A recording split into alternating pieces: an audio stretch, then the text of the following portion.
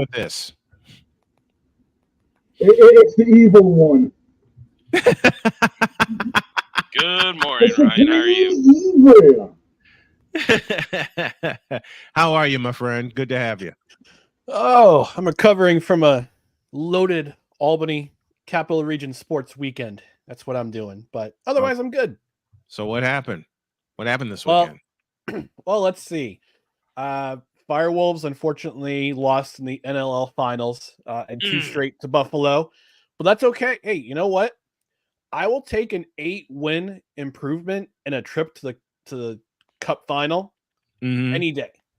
Considering this team had 3 wins last year, all of last year. Yeah. And nobody expected them to go this far this year. It was a privilege and an honor to cover this team, to see how they've grown over this season. And I have no complaints. No complaints at all. Good. All right, man. What else you do this weekend in the region? In the Albany region? Well, I pay attention to the Adirondack Thunder up in Glens Falls. They are in the Kelly Cup semifinal. They're in the Eastern Conference final. And they go to Florida with a 1-1 at tied at 1 game apiece in the series. They'll play 3 in Florida, and then, if necessary, come back to Glens Falls for Game 6 if necessary. So we'll see what happens there. One of the few final series that still goes 2-3-2. I like it. Yeah. The ECHL is so broad. You know, it goes from coast to coast and then coast to coast. So it's you got to take the bus down to Florida and then play 3 straight there. Then come back. So there's a lot of travel. And they play the winner of I think it's Toledo and Kansas City, in the Kelly Cup final. If they go that far, they have never been to a Kelly Cup final, so this is great for the Thunder. And then yesterday I was at back at the MVP arena, watching the Albany Firebirds. How can I put this politely? To destroy. Pretty much destroy Southwest Kansas, 66-15. It was. Look, this was a team that had not played since May 2nd. 17 days. They had to wait for an opponent. And I'm very sorry to the fans in Southwest Kansas, but I said I'm sorry, Droid. Let's be real, they got shelled. They got smashed. They forget that. They got smashed. They were. That was the full game for me to watch, and yeah. And I gotta say this to the Arena Football League. We talked about it last week. I put then Commissioner Lee Hutton on the hot seat. He's been deposed. He's been deposed. Jeff Fisher is now the interim commissioner of the league, which is a great thing because it gives the league name recognition, it gives them some credibility. And they actually started doing the right thing, which they should have done, as opposed to try to reach too high and put their games on the NFL Network. They put it on a network that nobody has ever heard of. They switched over all the games to YouTube, which is what they should have done. What they should have done in the first place. In the first place, yeah. Should have done that. Should have done that in the first place.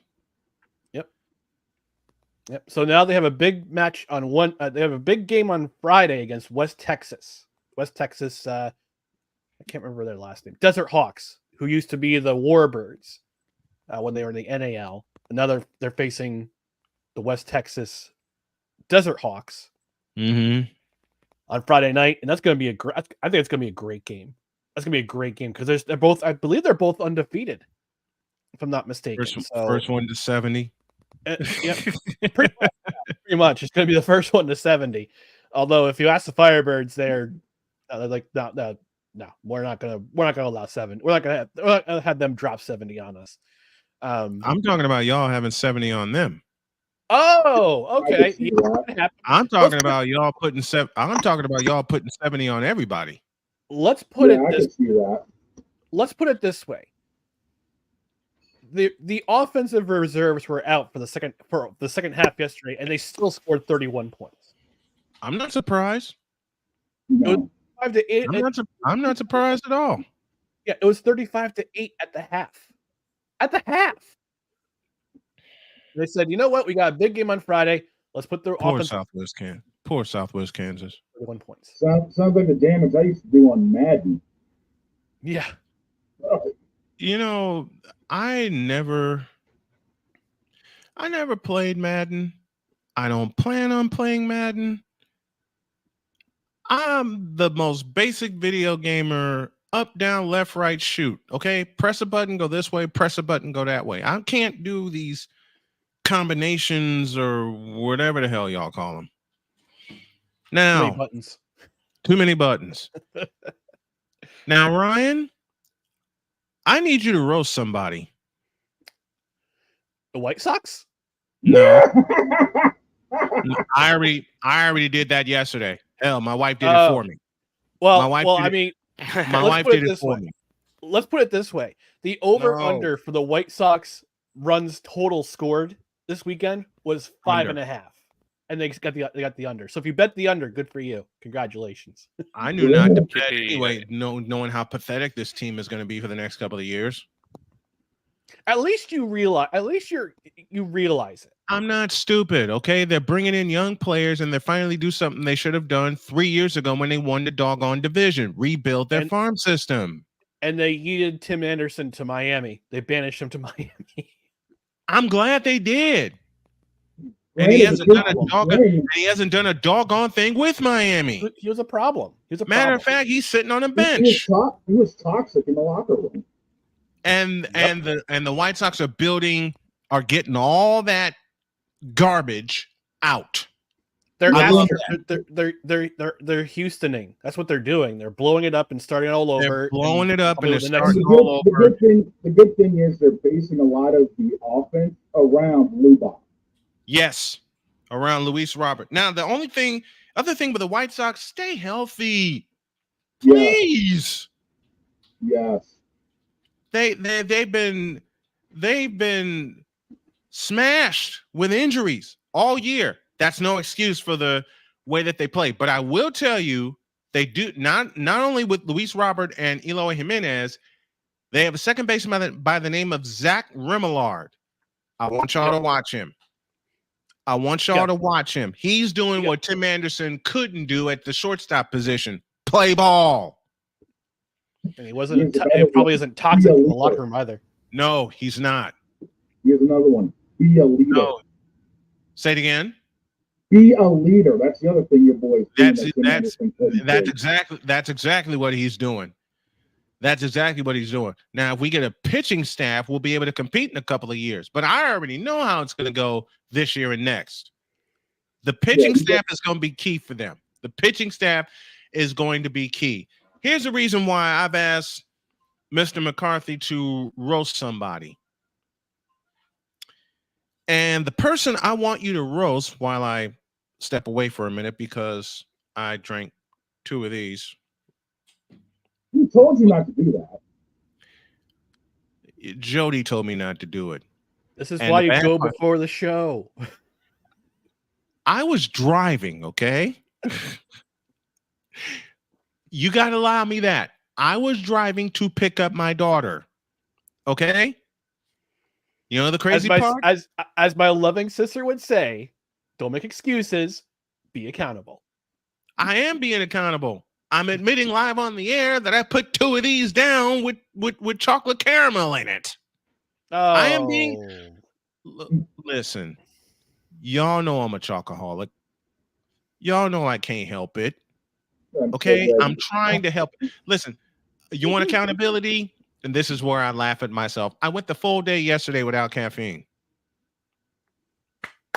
I went the full day yesterday. And what time were you in bed? Huh? What time were you in bed? I'm not going to admit that aloud. Or how many naps? Or sorry. How many naps did you take throughout the day? You want to know? You want an over under? The over under is 3. 7. Woo! But I had 2 advantages. I had 2 advantages. My wife was with me, and my wife was with me. Those are my 2 advantages. I had And I I give had you my that. listen. I knew I was going to overindulge today. I knew it because I basically went the entire weekend without caffeine. I went the entire weekend without caffeine. So if I'm going to indulge, that's a trap.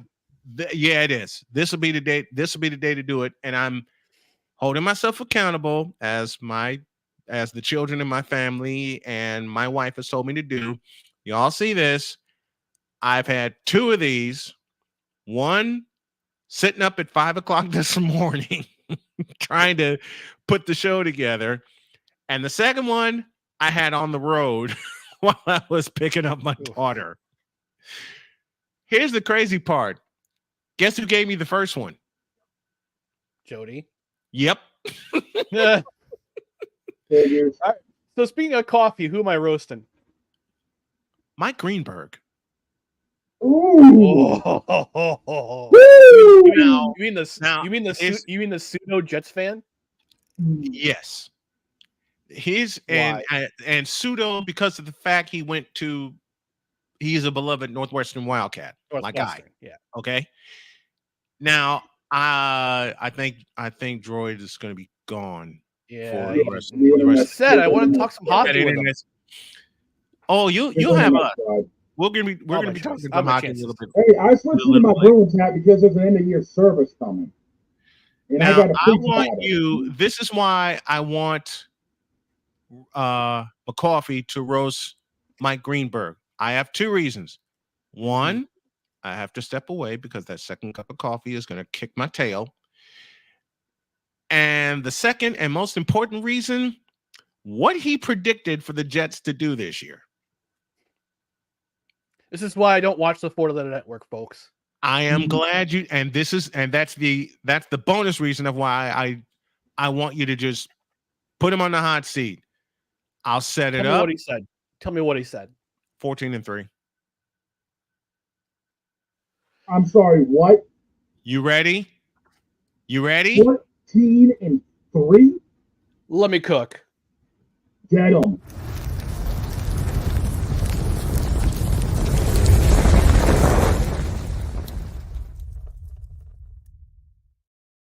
It's all yours, McCarthy. Cook!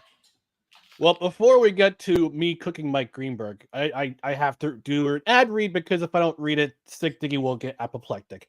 This moment of stubbornness by Snowman Multiple is brought to you by Busted Skull Helmets. When you're hard-headed and gotta learn the hard way, Busted Skull Helmets got you. Protect your head and your butt. And Clearwater laxative chocolate flavored stomach treats. When things get muddy, Clearwater is your buddy. Now, Mike Green. Wow. Yeah, all right, that's how you get mud butt. Yeah, Mike Greenberg. Why? 14-3. 14-3? Really? 14-3 prediction for this team. Was this the same prediction you had last year with the Jets? I can't go back in the records because I don't watch the Florida Network. I don't watch the Florida Network because there's too much clickbait and there's too many, I don't know how to say, lukewarm takes on that network, and that was one of them. That wasn't scalding hot. That wasn't lukewarm. That was freezer burn cold. Okay, 14-3. I mean, I'm gonna look at the schedule right now, and I talked about this on the Saturday brunch edition of No Crunches Required, which you can watch after this show. I would appreciate it. But I'm looking at the schedule, and I said, if the Jets are 7-4 or 8-3 by the bye in week 12, they have a good chance to not only win the division, or not only a good chance to earn a wild card spot, they have a great chance to win the division. And I think this division is going to be wide open this year because I think the Buffalo Bills have regressed with all that talent that they let go in the offseason because of salary concerns. Thanks, Josh Allen. And because Miami also took a step back. Plus, I'll give credit where credit's due. Miami can fly. The Dolphins can fly. You got flying Dolphins in that team. But once they get punched in the face against a physical team, They're not that great. We saw it in the playoffs. We saw it in the playoffs last year. We saw it in the wild card. We saw it in multiple games last year. Hello, week 5 against the Buffalo Bills. Go back and check the tape. They got punched in the face and they wilted. That's what happens. But 14-3? I mean, what games do you have them losing? I can see the week 1 against the 49ers. And I know Snowman has said, we're going to kick your butt in week 1. We're going to crush you. The over under right, actually the money line right now is 5.5. If the Jets lose, they'll cover. All right. So if they lose week 1, they'll win week 2 because they're playing Will Levis and the rebuilding Titans. They'll win week 3 because the Patriots. They'll win week 4. Sorry, Shane. Got face reality, man. I know, but still, hey. I don't feel sorry for you. You've been busting the Patriots been busting my chops for the last decade and a half and change. Okay. Anyway, Denver, they'll beat Denver.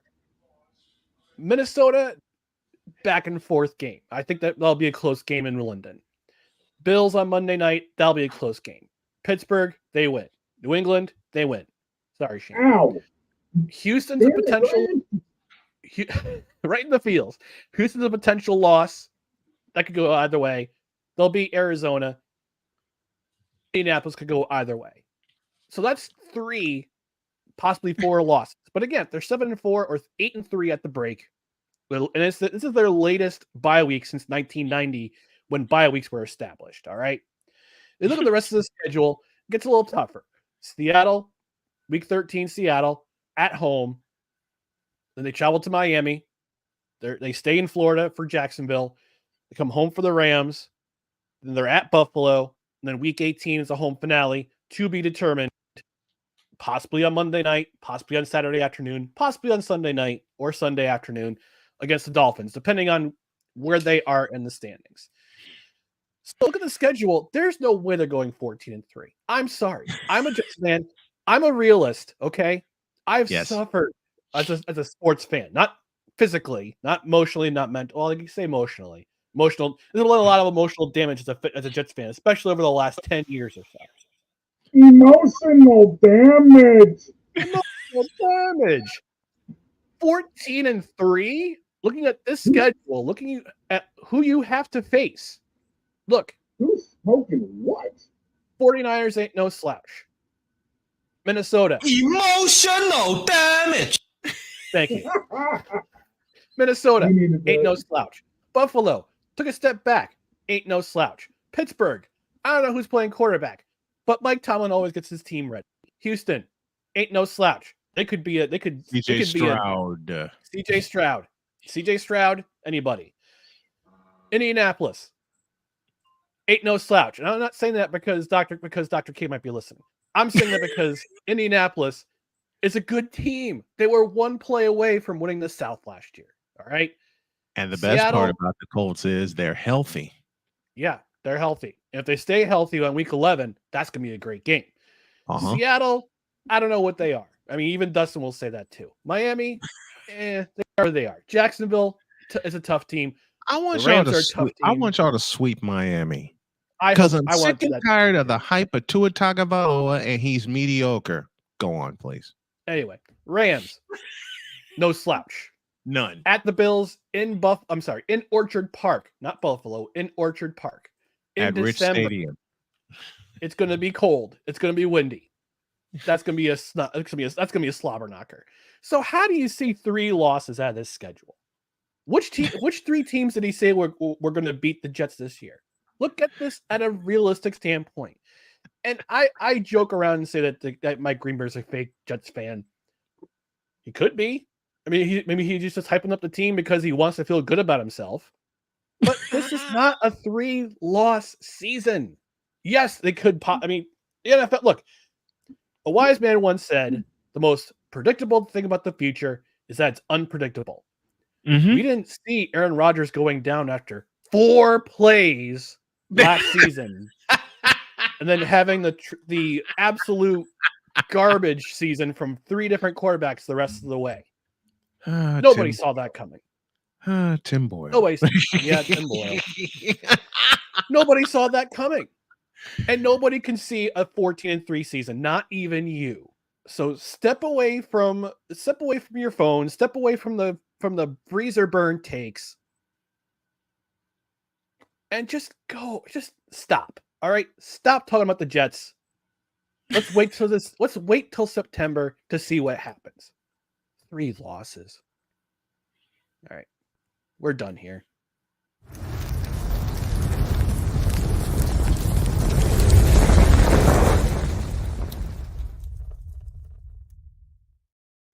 Later on, we'll make our predictions for the NFC division winners and how each team will finish within their division. Do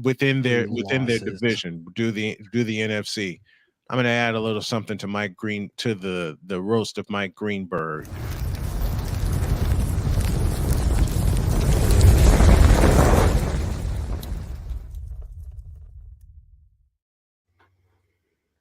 I'll put this in the form of a letter. Dear Mike Greenberg, stop smoking, will you please? Now, I know you don't smoke for real. I know that. I mean, hell, you're wishing something that Shane would wish for his Patriots, which is 14-3 with a rookie quarterback, for God's sakes. I mean, hell, we know it ain't gonna happen. You're wishing. You know what, Mike Greenberg? You're wishing for the miracle that the Boston Bruins should have had last year. You're wishing for the miracle that the Boston Bruins should have had this year. Oh, Snowman, what I do? You're wishing for the miracle that the Toronto Maple Leafs almost delivered against the Boston Bruins this year. What did I do to you, dude? Damn. Shut up and let me finish. You're asking for the miracle of all miracles for your Jets to keep Aaron Rodgers at home and not get demobilized, demoralized, and desensitized in Santa Clara on the first Monday night of the season, which all 3 are going to happen anyway. Shut up, Greenberg. Just shut up.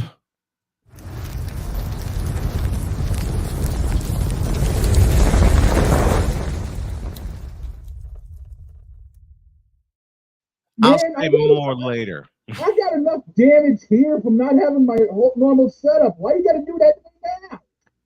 Oh, I'm just warming up. Let's get Ryan out of here. Thanks for coming, buddy. We appreciate you, and we'll see you in a week. All right. See you, folks.